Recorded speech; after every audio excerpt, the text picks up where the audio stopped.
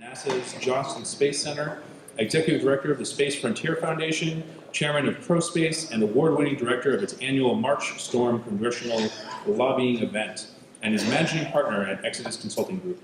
With his diverse experience and master's degree in future studies, Jeff brings a unique, insightful perspective to space exploration, settlement, commercial development, and its economic value. If you'd like to learn more, visit him at his website, www.jeffkuchen.com. Take it away, Jeff. Did you say take away, Jeff? Oh. People are usually saying take away, Jeff. All right, well, here we are at the last event of the day before the most important event of the day. Sorry, second most important. The competition is the most important. And that would be the reception.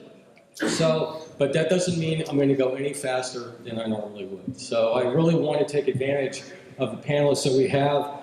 Let me say just a couple of words about all three of them. Dr. Sean Casey. I met Sean in June. I met John yesterday, and I met Jeremy 10 minutes ago. So I'm going to have to read from some notes here. So Dr. Casey, co-founder and managing director of the Silicon Valley Space Center, which is a business accelerator for new space entrepreneurs in Silicon Valley. He has over 2 decades of experience as an airborne astronomer. His work has been recognized as an example of NASA's goal for more efficient and cost-effective methodologies for instrument design and construction. Turning to Jeremy Conrad. He's a disorder of the way you're sitting. God, this is really confusing. So he is founding partner at Lemnos Labs. Now, as I go through this, also recognize the different industries that are represented by these 3 people, and yet we're all here talking about NewSpace. Founding partner at Lemnos Labs, a hardware startup incubator based in San Francisco. Lemnos invests in early-stage companies ranging from aerospace and robotics to consumer electronics. Prior to founding Lemnos, Jeremy spent 5 years as an officer in the United States Air Force, working on weapons-grade lasers for missile defense. Oh, I want to talk to you. And he has a mechanical engineering degree from MIT. And turning to Dr. John Cumbers, I'm sorry, I want to make sure I said that correctly. Right. Received his PhD in the graduate program in molecular biology, cell biology, and biochemistry at Brown University, Providence, Rhode Island. He's been working at NASA Ames since 2008, looking at the mechanisms of radiation resistance and cold tolerance in Antarctic cyanobacteria. He also runs SynBioBeta, an activity hub for synthetic biology startup companies. So with that introduction, here's how we're going to do this panel.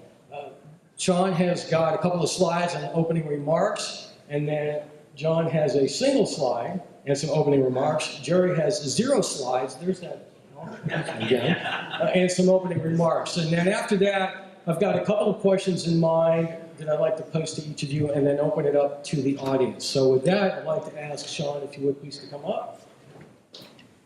Make sure your lapel mic's on. It's a very clever label on-off switch.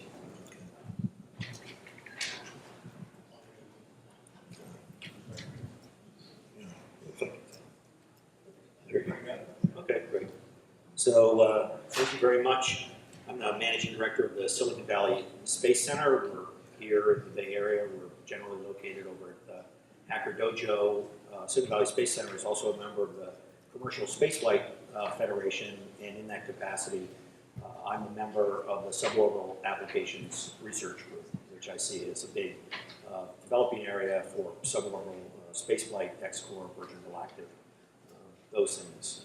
Our moniker in this program is launching new space entrepreneurs in Silicon Valley, and we have several of them competing in this competition, and some that wanted to compete in this competition, but aren't here. So I congratulate everybody that presented today. It's really an arduous process to have to go through all that, but and I'd like to thank Stanford Student Space Initiative for inviting me here today.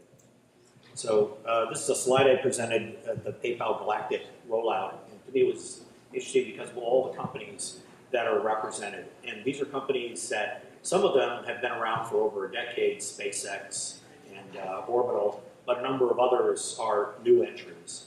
And some of them are, I find to be very exciting. Golden Spike is being headed up by Alan Stern, who was just here the end of last week, giving a presentation at Stanford. And Alan Stern, in my mind, is doing Apollo 18, 19, and 20, and returning people back to the moon. And that's a very aggressive program. And somebody like Alan Stern, who was serving as the deputy administrator, as the head of SMD of NASA, is probably the right person to go into a program like that. But if we look at how this has developed over the last 5 years, we see a lot of companies that weren't on this chart before. Some of them, ones that people have talked about, Cosmogia, NanoSatisfy is there, along with some other new companies like Base to Space. I thought it was kind of interesting when they edited this chart, they stuck Base to Space right between SpaceX and Orbital. So that was one of the companies that came out of the Space Startup Weekend that I'll talk about next. We were founded in February of 2011. Here in September of 2011, we did an event at the MIT Stanford Venture Lab called Space is Not for Billionaires Anymore. That video is online and you can look at it, but it was only 2 years ago that happened. And so if I look from 2 years to today, look at all the progress we've made. At Silicon Valley Space Center, we've also worked with entrepreneurs to engage the NASA Flight Opportunities Program. We did some flight on the zero-G vehicle. And in the last 9 months, we've done a number of workshops that I show here. One, which I really liked, was a branded workshop with XCOR on citizen science and how educators and entrepreneurs can use vehicles like the Lynx 2 to prove out their microgravity technologies. A workshop that we did at the Hacker Dojo had 100+ people. It was a great networking event. It focused on XCOR, and to me, it was a great. It was fun to do because you didn't have a lot of people fighting for, hey, what about me? And with different companies. We just came out of another workshop we did with Casis that was this weekend over at Atmel. The great thing about that was that Atmel was a supporter of space. Atmel makes the Arduino processor, and they opened up their office facilities for us to use for this meeting. We partnered with Casis, the Center for the Advancement of Science in Space, through the non-governmental organization that heads up the ISS research lab.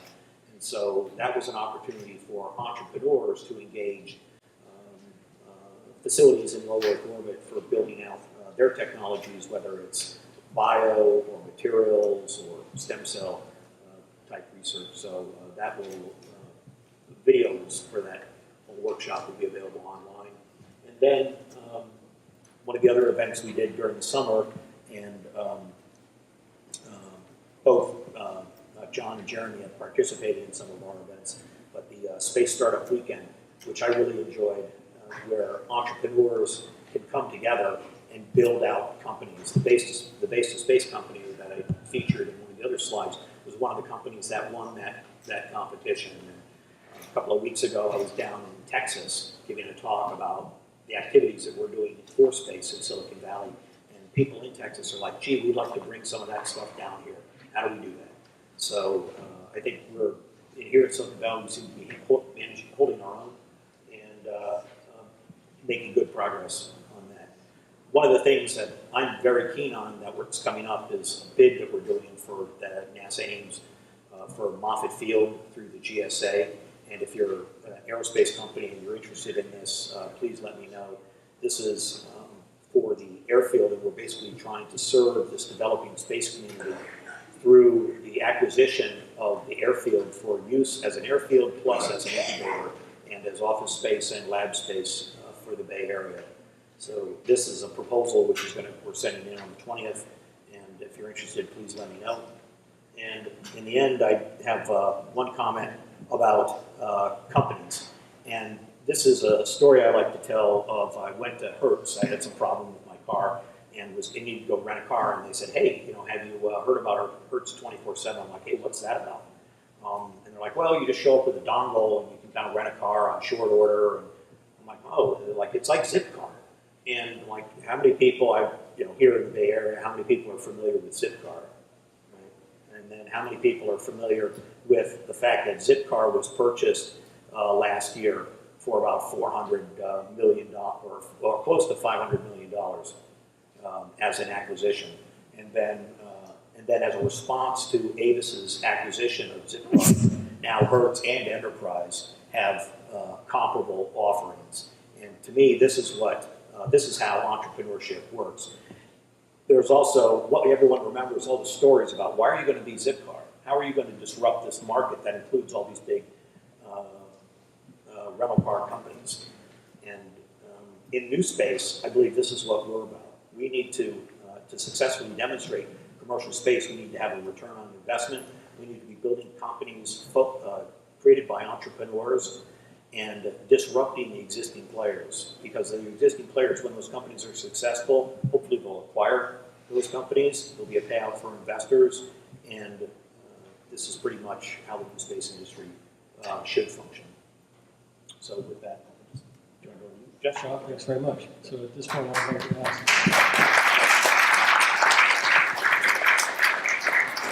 Please.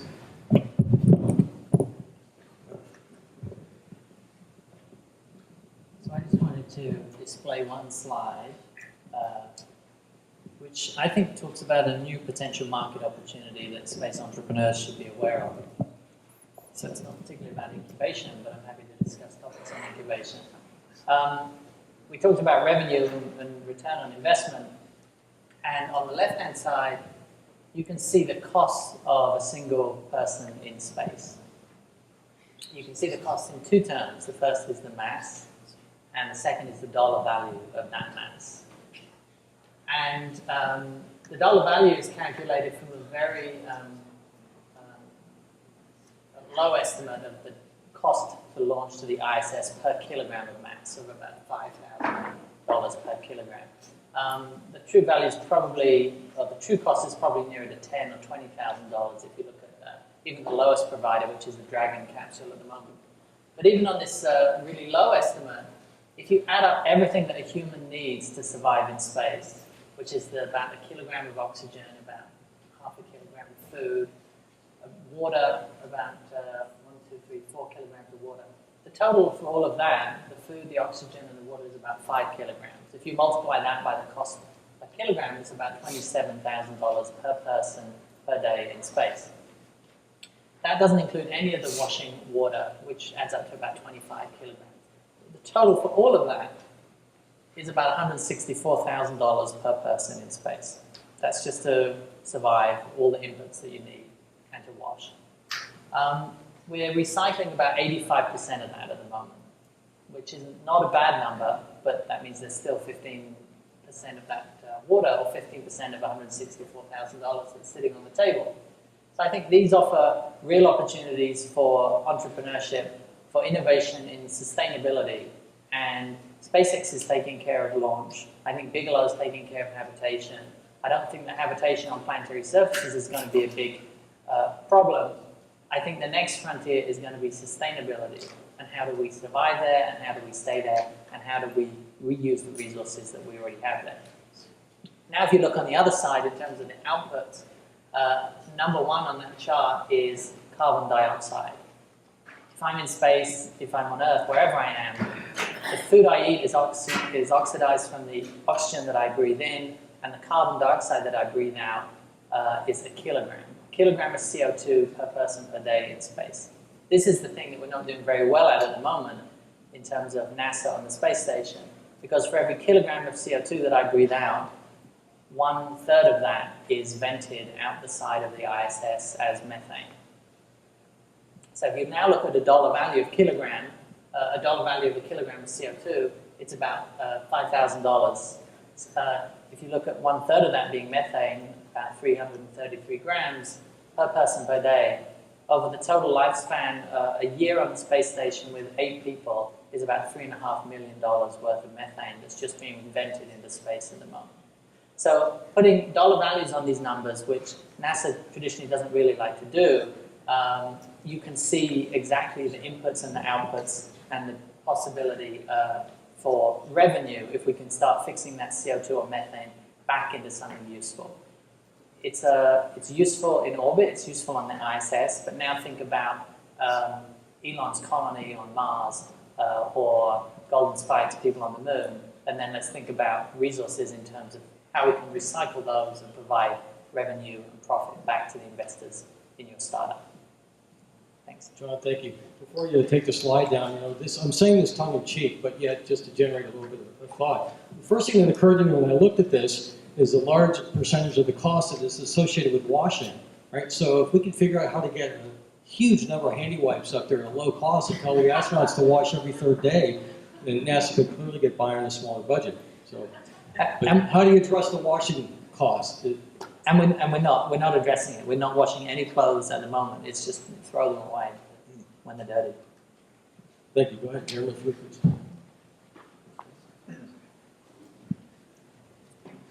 So just to give a little background on kind of me and what Lemnos does, as was mentioned, we invest in early stage hardware companies, and so typically we invest about $100,000, and then we have a warehouse in the city and we work very closely with them. And then when we're done, we actually help them go out and raise. So our first 10 investments, they've gone on to raise about $35 million. So good initial progress, and one of those companies is a space company. It's NanoSatisfy. They've done incredibly well. They actually have 2 birds on the station right now that are about to kick out, and in general, we actually have 2 more drone-related investments. So in general, we love to invest in things that most other people don't kind of consider standard Silicon Valley.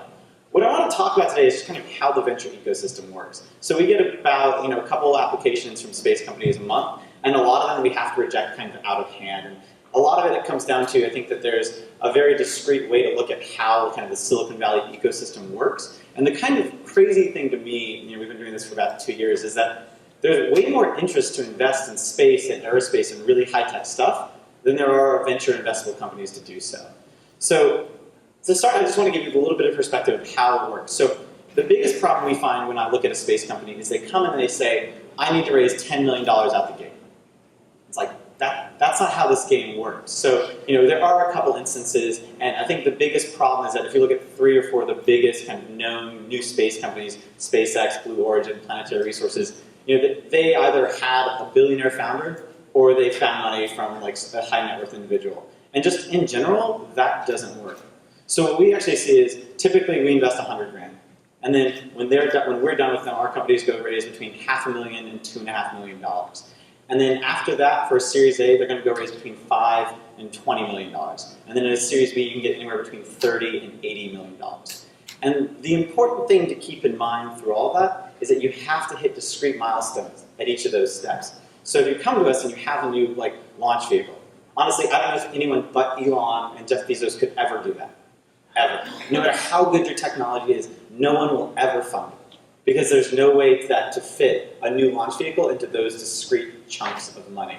So typically what we really like to see, and this is something that I think NanoSatisfy and Cosmoji have done incredibly well, is they had a really disruptive innovation. They needed, sub $1 million to build their first really good prototype. They needed sub $5 million to get to space, and then they'll need sub $50 million to get that first constellation up there. And those are the kind of companies that when you're thinking about starting a new space company, and if you want to participate in kind of the venture ecosystem, those are great examples of companies that have had that step function.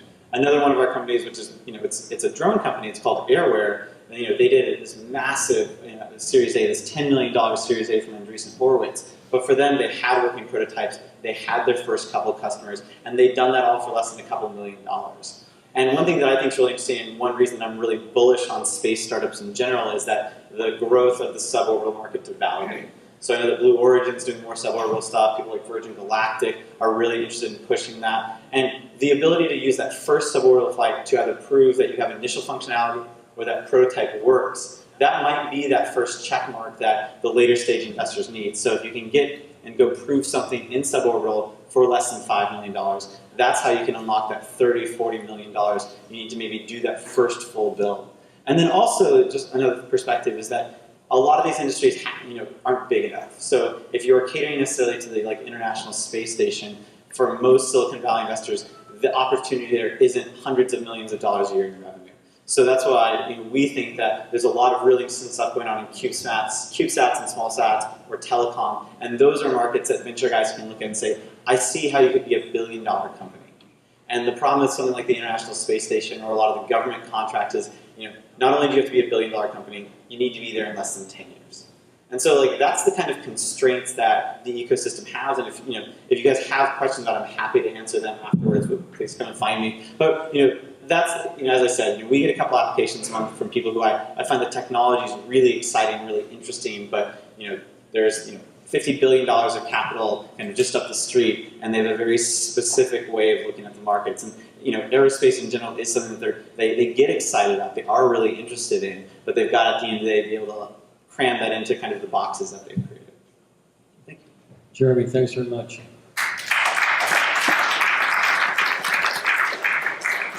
So I really appreciate the fact that all three of these gentlemen approached this topic, this question about incubators and the value thereof from completely different perspectives. But I think a unifying theme in everything we just heard is a nice sort of high-level insight into what an incubator is all about. So first of my two questions that I have for each of you, and I'd like to start with you and just go this way, as from the perspective of an individual new space entrepreneur, somebody in this room or somebody watching us over the internet walks into one of your incubators, why were these incubators created? What gaps did they fill? And what should that entrepreneur expect when they walk in the door? What kind of help should they expect that you provide that maybe they're not going to find anywhere else, or they can add to what they're finding anybody else? If you could each talk about that for a few minutes. Yeah, sure.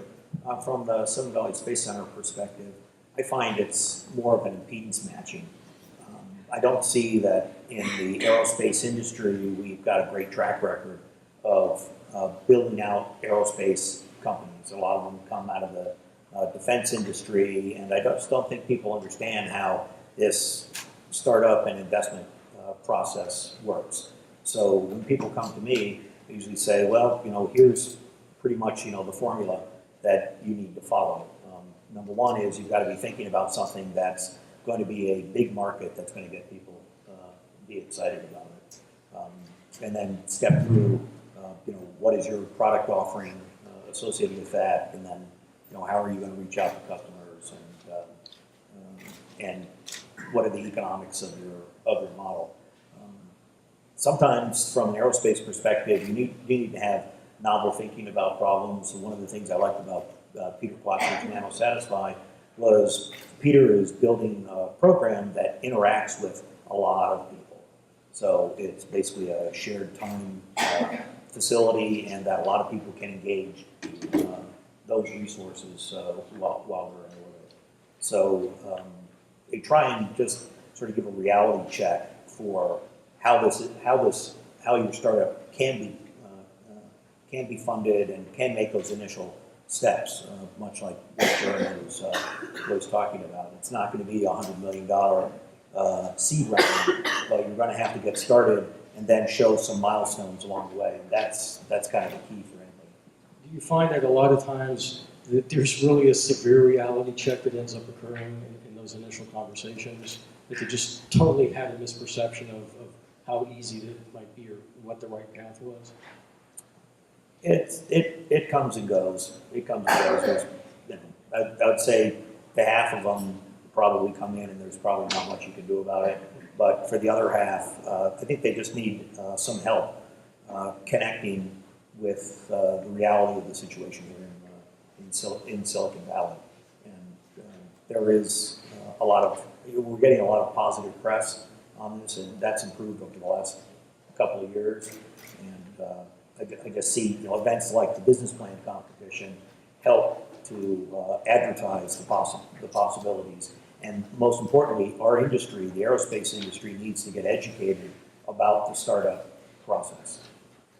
And I think a lot of folks will agree with the last statement that you made. John, I'd like to turn to you. Same question. What should somebody expect walking in the door?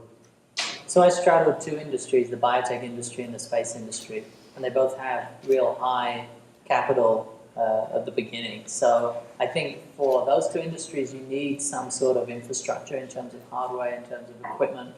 But I think traditionally the incubator, it provided that kind of structure that startups needed, like a phone or a copier and a desk. And I think the internet has taken that requirement away. So Y Combinator doesn't provide office space.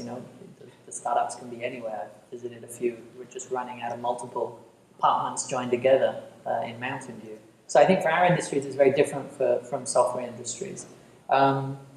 I think the biotech, you need equipment right away. There's a certain amount of virtualization and outsourcing you can do. There's a website called Science Exchange now where you can post your demands for experiments and they'll find people who can do them for you, and a very easy market for outsourcing of experiments. For space, again, if you're rolling up your sleeves and soldering, then you need some core infrastructure, and that can be expensive. I think a new model is coming, certainly for biotech and for pharmaceuticals. I'm mentoring a startup out of UCSF, and there's a new program run by Steve Blank. It's called Lean Launchpad for Biotech. And they're doing customer discovery, which is exactly the role that you said the incubator plays, where you come in and you meet with a mentor and they can maybe help you hit those dead ends earlier than you would otherwise. So I'm really impressed with that program. And there's a real scientific methodology. Steve's actually funded by the NSF to roll this program out, and it's how the NIH is going to be doing translational research. So it's Lean Launchpad, which people are familiar with in software, but it's now applying it to biotech, which nobody thought possible. But each week, each team's doing about 10 customer interviews. They have a hypothesis. They go in, they either validate it or invalidate it. If they validate it, they continue down that path of customer discovery. If they invalidate it, they pivot and they go somewhere else. So I think that's the new role of a incubator, is the mentorship and the structure that it can provide, but not just the physical infrastructure, but also some sort of methodology for customer discovery. One of the last things that you mentioned, you talked about pivoting, right? And in my experience, I was having a conversation in the hallway with Dan Raskin. I'm sorry I forgot who else was part of that conversation, but it was Eva Jane Locke, I believe. That very same thing, that sometimes it's so easy to get locked into what that first plan is that you came up with when you're starting your company, and a month later, you're getting all this feedback from the universe and the marketplace telling you, pivot, feel the pull, and it's often ignored because you've got your head down, you're determined to stick with that plan that you've created. So I was glad to hear you make a comment about the importance of that. Jeremy, again, if I could turn to you. Yeah, at Limnos, we're not a high throughput group. We don't do fit classes or anything like that. We do about 10 to 15 investments a year, and our internal goal is that we're pretty hands-on. We want to spend 3 to 5 hours a week with companies in kind of all aspects. So in the early days, certainly focusing on customer discovery, also kind of dovetailing with that. As soon as someone comes in, we're talking about what milestone do you have to hit to raise the amount of money you think you need to get through that first year, that first 2 years, that first 3 years. But then also kind of, and this is where I think hardware caters particularly well to incubation, is we do design reviews, we do business reviews, we talk about systems engineering. So many of these companies, even if you identify the right problem to solve, it's 2 to 3 people. No one has the breadth of expertise they need to make sure that they're doing all the electrical and aero and mechanical things correctly. And what we find is that historically, some startups have failed because they just made a poor design choice in the first 6 months. And a year later, they realize they're screwed, but by then there's no turning back. Either you've already cut metal, or for consumer stuff, or injection molding, or you're just too late in the design process to really unwind it with enough time to salvage the company. And so for us, a big value add we provide is bringing in sets of experts, doing the kind of adding the rigor that these companies need to succeed from day one. Right, so a really powerful tool of mentorship is great. I think what I'll do is save my other question for the end if we need to do so. At this point, I'd like to open it up and see if there are some questions from the audience for these gentlemen about incubators or anything in general regarding entrepreneurship. They clearly have a lot to offer. While we're waiting for questions, I just want to come back to a point Jeremy made, which was that it depends on the model of the incubator. I know Lemnos Labs takes equity stake in the companies, so they're really vested in them succeeding. A lot of others, maybe like QB3 is state funded. It's more of a real estate play. It doesn't take equity in the companies. Alexandra Real Estate, it does. So I think there's a whole range of opportunities for the incubator to be incentivized to the success of the company. And it could be real estate, it could be equity. So, very good. Oh, I'm sorry, let's see, go ahead, start. Hi, as far as location, a lot of small businesses start out of their households right now, and I'm wondering how important you feel that separate location is for a business. I know that's a big deal. It all depends on what you're doing. I mean, for a lot of aerospace stuff, most people don't have the facilities. So at Lemnos, we have a warehouse, and when Peter wanted to build a vacuum chamber, that was something we could help him with. And also, most people don't want to have a vacuum chamber kind of in their living room. I mean, we joked that the fabled Silicon Valley garage doesn't exist anymore because no entrepreneur could afford a place in Palo Alto with a garage. So I think that it really depends on who you are and what you're building.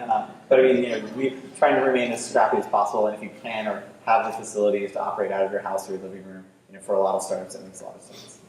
Yeah, in our case, we're located over at the Hacker Dojo, and to me, that's a very cost-effective place for entrepreneurs to get out of the house and go somewhere where they can actually do their work and they're sort of not bothered by whatever else may be going on at home, and then they can arrange meetings and bring other people together. And I think some of those facilities are just great places to get started.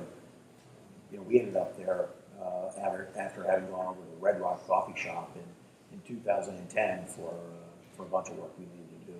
And I'm like, hey, what's this Hacker Dojo space? And to me, it's a great facility that is now a new location in Mountain View. It's right across from NASA Ames. So if you need to get over to the spaceport or people that are working in the research park, it's easily accessible. Gentlemen, okay, he's not paying attention, so we'll you. Anything you guys? So, a question for you guys about sort of what criteria you look for when picking a company to be part of the incubator.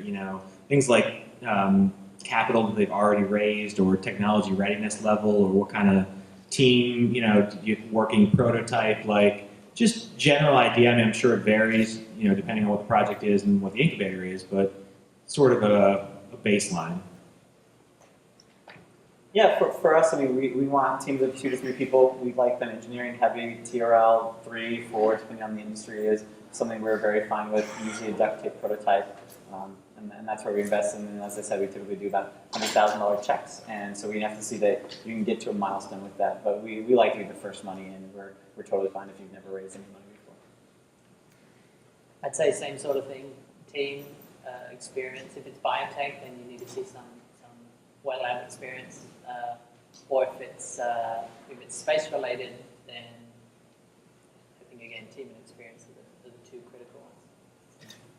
Yeah, and on our end, as a scientist and engineer, definitely, my preference is for people that have some technical competence and understand the technology that they're marketing. But then, this is also a business, and you've got to be able to go out and market it. And so, how are you going to bring in the customers, and what do you know about the customers? And you can't diss the customers, and you can't diss the financial people. It's going to take a whole mix of people to make your company succeed. It's not just a few engineers, but it's a whole team effort. And so I'd like to see somebody who's able to work with a team. And either they bring those individuals on board, or you go out and find the right marketing person, or the right financial person. And some of that's kind of a networking opportunity. Good to have networking events that we have here in the Bay Area and San Francisco. Or space. If you follow the Space Startup Weekend formula, when you sell tickets, they don't all go to engineering people. They go to business people and marketing people and design people,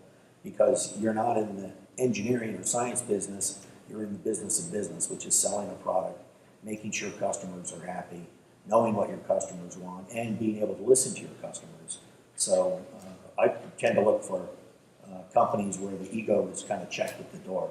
Trying to deal with a real strong ego that doesn't want to listen to you about what you have to say, there's not much you can do about that. And you've got to, I really like the Steve Blank model and the lean startup, where you've got a whole bunch of, and from the science side you can understand it, you've got a whole bunch of assumptions about your business, and you've got to go in and start testing those assumptions as quickly as possible. And that's, given an initial seed money, or even prior to, just running out of friends and family. I'd love to hear you talk about ego, because that is absolutely one of the big killers of startups, especially sometimes the founder who's convinced. I've been involved in 2 situations like that. Absolutely convinced that person knows what to do all the time. Ask for advice, but isn't really interested in it. Was it George? Was it you that had your... Correct. Greg, I'm sorry, I apologize. I still don't have a mic, but I do without it, right? I have a question for you. I mean, Jeremy, you were pretty eloquent in explaining that space business is different from IT, for example, by the capital intensity that it requires. Don't you think that it does create a very unique and very large opportunity to NASA Center, who are complaining about the decrease of their manufacturing side work, to actually put their facility and equipment, heavy equipment, extremely expensive, already paid for, to use for startups who cannot afford to build their own from scratch? And don't you think that Incubator have a very great opportunity to actually make the connection between the startup that needs it and have no way of building it because the funding requirement is just incredible, and on the other hand, NASA, which has all these assets on hand and are not necessarily using them?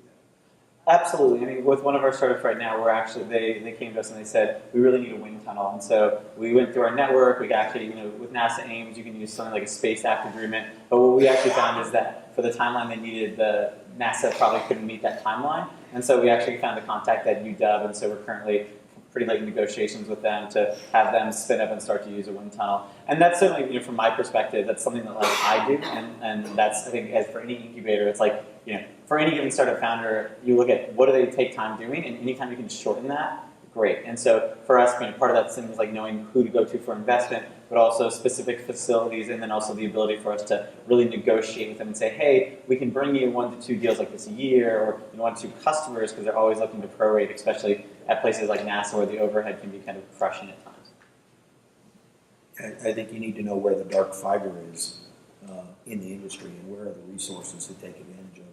When you look at the NASA resources, many of those resources, the top priority are NASA programs that you could be set up to use that facility, and if a NASA program comes in, it's going to get top billing because that's what a NASA center is for. The NASA center is there to do NASA's business, as directed by headquarters or directed by various research projects that are assigned at the center. So, you can, I think Dan Raskin is here. NASA Ames has tremendous facilities, both hardware, software, and wetware, both on the wind tunnels, laboratory facilities, but then also in terms of the expertise that they have. And if you can get that to work for you, then that works well. And some of that's based on personal relationships, and I think that's what an incubator really brings is the network. You've got a Rolodex. Here are the people I know. Let me help you with establishing some connections and ease the on-ramp for introductions and to make stuff happen. Any other questions, please? Can you guys talk a little bit about any kind of active seeking you do of startups to bring into your organizations? I run an activity hub called SynBio Beta outside of my NASA activities, and it keeps me in touch with new technology. It keeps me in touch with startups. So we have a big conference coming up in Mission Bay in San Francisco on the 15th of next month, and we bring together, the role that I play is facilitating synthetic biology startup companies and investors. So that's mainly what the conference is about. And then throughout the year, we run smaller satellite events, like we're starting a SynBio Beta Founders Happy Hour in December, just to try and bring together new founders of new companies, and we run a digest and training courses. Yeah, for us, we do a lot of the same stuff. I mean, at the stage we invest in, sometimes if you wait till you hear about them, you kind of have to have the presence that they'll come find you. And so for us, we do a series of happy hours, we do hackathons and things of that nature, and that's the best way to kind of get the word out about us.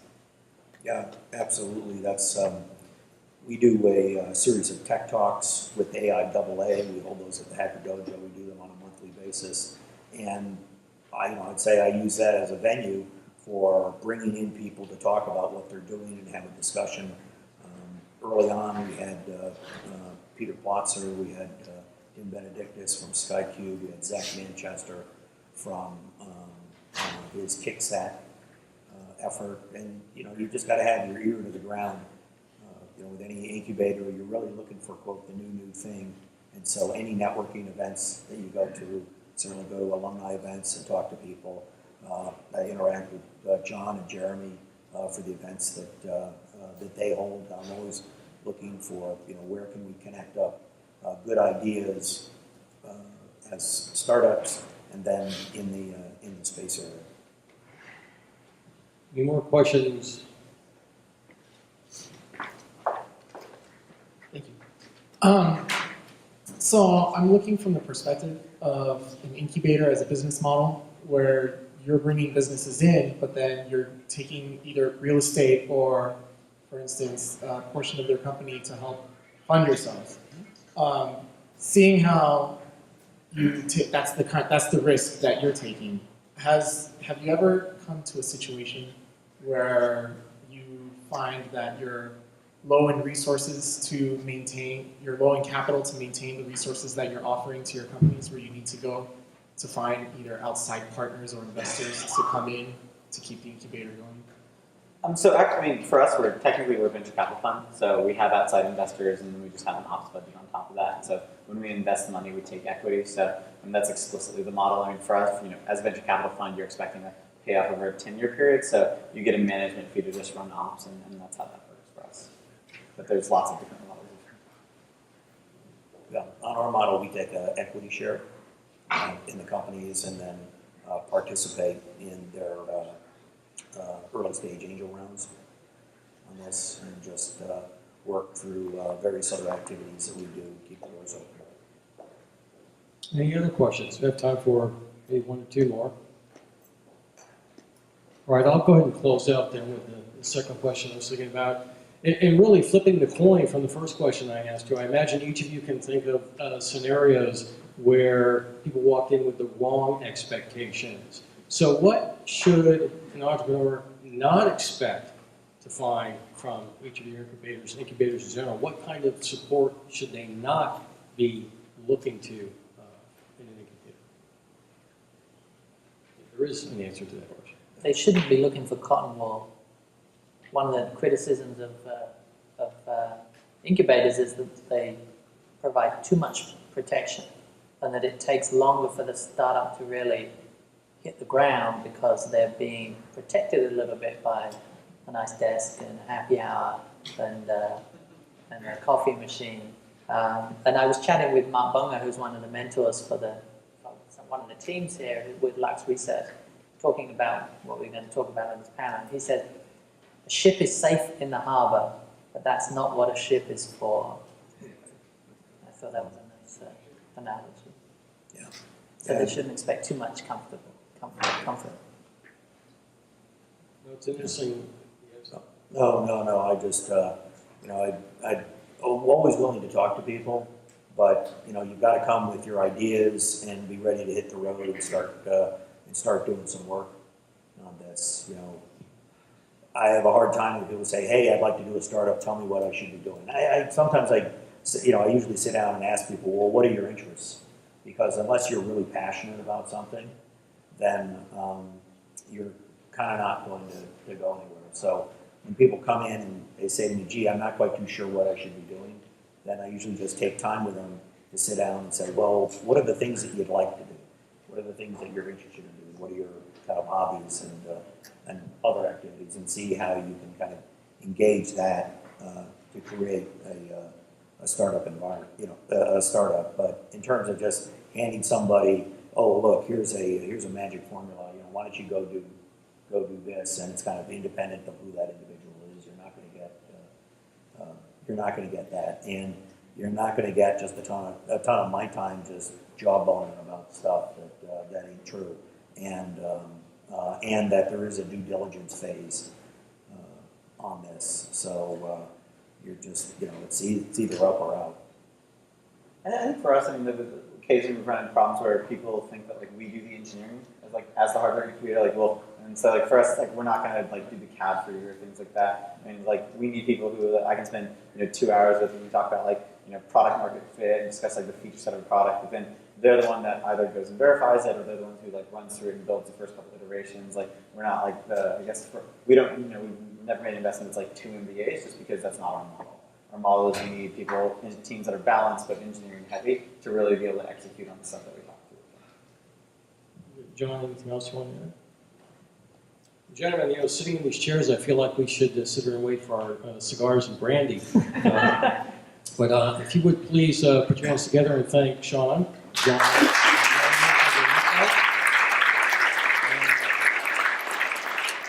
I presume it will be Henning or David that will be coming up, or not. So my understanding from looking at the agenda is we'll take a break, and then the next thing we will have is the judges will be announcing the winners, and there'll be an awards presentation. Tom, do I have that right? Anything you want to come up and say at this point? No. Okay. Sorry. All right, then the break has begun. Thank you all.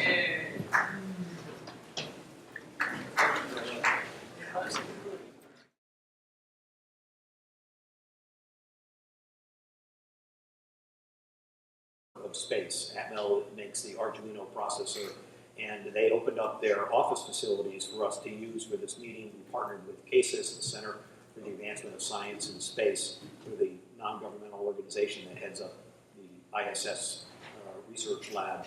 And so that was an opportunity for entrepreneurs to engage facilities in low Earth orbit for building out their technologies, whether it's bio or materials or stem cell type research. So that will, videos for that workshop will be available online. And then one of the other events we did during the summer, and both John and Jeremy have participated in some of our events, but the Space Startup Weekend, which I really enjoyed, where entrepreneurs can come together and build out companies. The Base to Space company that I featured in one of the other slides was one of the companies that won that competition. And a couple of weeks ago, I was down in Texas giving a talk about the activities that we're doing for space in Silicon Valley. And people in Texas are like, gee, we'd like to bring some of that stuff down here. How do we do that? So I think we're, here at Silicon Valley, we seem to be holding our own and making good progress on that. One of the things that I'm very keen on that's coming up is a bid that we're doing for that NASA aims for Moffett Field through the GSA. And if you're an aerospace company and you're interested in this, please let me know. This is for the airfield, and we're basically trying to serve this developing space community through the acquisition of the airfield for use as an airfield plus as an incubator. Okay, great. So thank you very much. I'm the managing director of the Silicon Valley Space Center. We're here in the Bay Area. We're generally located over at Hacker Dojo. Silicon Valley Space Center is also a member of the Commercial Spaceflight Federation, and in that capacity, I'm a member of the Suborbital Applications Research Group, which I see as a big developing area for suborbital spaceflight, X-Core, Virgin Galactic, those things. Our moniker in this program is launching new space entrepreneurs in Silicon Valley, and we have several of them competing in this competition, and some that wanted to compete in this competition but aren't here. So I congratulate everybody that presented today. It's really an arduous process to have to go through all that, but and I'd like to thank Stanford Student Space Initiative for inviting me here today. So this is a slide I presented at the PayPal Galactic rollout, and to me it was interesting because of all the companies that are represented. And these are companies that, some of them have been around for over a decade, SpaceX and Orbital, but a number of others are new entries. And some of them I find to be very exciting. Golden Spike is being headed up by Alan Stern, who was just here at the end of last week, giving a presentation at Stanford. And Alan Stern, in my mind, is doing Apollo 18, 19, and 20, and returning people back to the moon. That's a very aggressive program. And somebody like Alan Stern, who was serving as the deputy administrator, as the head of SMD of NASA, is probably the right person to go into that program.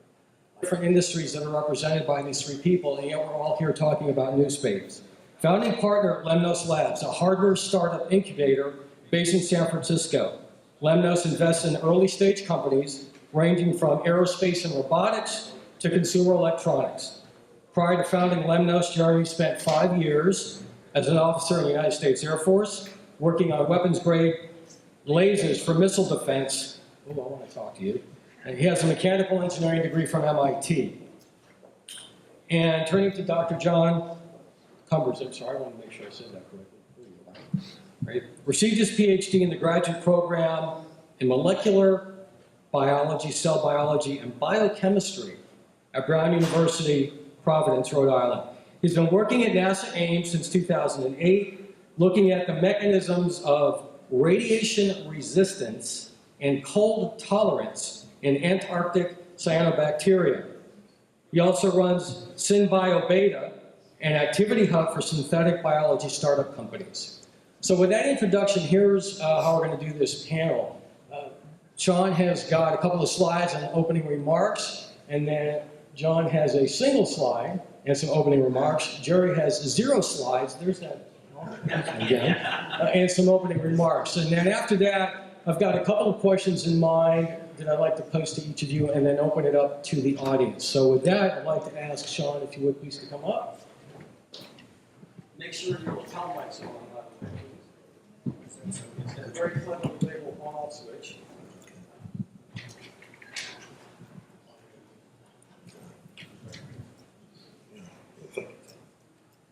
But if we look at how this has developed over the last 5 years, we see a lot of companies that weren't on this chart before. Some of them, ones that people have talked about, Cosmogia, NanoSatisfy is there, along with some other new companies like Base to Space. I thought it was kind of interesting when they edited this chart, they stuck Base to Space right between SpaceX and Orbital. So that was one of the companies that came out of the Space Startup Weekend that I'll talk about next. We were founded in February of 2011. Here in September of 2011, we did an event at the MIT Stanford Venture Lab called Space is Not for Billionaires Anymore.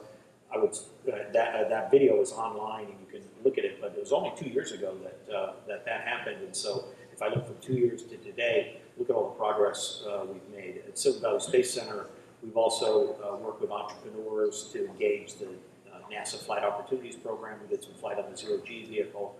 And in the last, just the last 9 months, we've done a number of workshops that I show here. One, which I really liked, was a branded workshop with XCOR on citizen science and how educators and entrepreneurs can use vehicles like the Lynx 2 to prove out their microgravity technologies. A workshop that we did at the Hacker Dojo had 100+ people. It was a great networking event. It focused on XCOR, and to me, it was a great. It was fun to do because you didn't have a lot of people fighting for, hey, what about me? And with different companies. We just came out of another workshop we did with Casis that was this weekend over at Atmel. The great thing about that was that Atmel was a supporter. NASA's Johnson Space Center, Executive Director of the Space Frontier Foundation, Chairman of ProSpace, and award-winning Director of its annual March Storm Congressional Lobbying Event, and is Managing Partner at Exodus Consulting Group. With his diverse experience and master's degree in future studies, Jeff brings a unique, insightful perspective to space exploration, settlement, commercial development, and its economic value. If you'd like to learn more, visit him at his website, www.jeffkrukin.com. Take it away, Jeff. Did you say take away, Jeff? Oh. People are usually saying, take away, Jeff. All right, well, here we are at the last event of the day before the most important event of the day. Sorry, second most important. The competition is the most important. And that would be the reception. So, but that doesn't mean I'm going to go any faster than I normally would. So I really want to take advantage of the panelists that we have. Let me say just a couple of words about all three of them. Dr. Sean Casey. I met Sean in June. I met John yesterday, and I met Jeremy 10 minutes ago. So I'm going to have to read from some notes here. So Dr. Casey, co-founder and managing director of the Silicon Valley Space Center, which is a business accelerator for new space entrepreneurs in Silicon Valley. He has over 2 decades of experience as an airborne astronomer. His work has been recognized as an example of NASA's goal for more efficient and cost-effective methodologies for instrument design and construction. Turning to Jeremy Conrad. Isn't this in order of the way you're sitting? This is really confusing. So he is founding partner at Lemnos Labs. Now, as I go through this, also recognize the difference.